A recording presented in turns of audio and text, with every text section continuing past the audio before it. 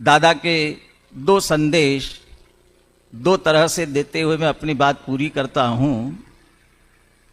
समाज और विद्वान सबके लिए दो संदेश यदि उनके कहे जाए तो वे कहते थे, मैं जब तक कह रहा हूं तब तक तो कह ही रहा हूं, लेकिन यदि मैं कह नहीं पाऊं और मौन भी हूं तो इतना जरूर समझ लेना और सुन लेना कि मैं ये कह रहा हूं, स्वाध्याय करो, स्वाध्याय करो, स्वाध्याय करो।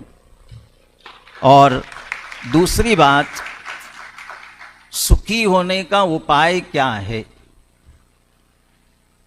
अपने को जानो, अपने को पहचानो, अपने में लीन हो जाओ, यही एकमात्र सुखी होने का उपाय है। और समझ लीजिए सारा लेखन, सारा प्रवचन जो कुछ भी है, इसी आधार से उन्होंने एक तरह से किया। ये संदेश हम सब के लिए हैं। और दूसरे विशेष विद्वानों के लिए जो संकल्प संदेश है उनका, यदि दो तरह के संदेश की बात की जाए तो पहला संदेश है स्वाभिमानी बनो। जो सम्मान उन्होंने विद्वानों का समाज के सामने प्रस्तुत किया हुआ है, वह सम्मान बरकरार रखे।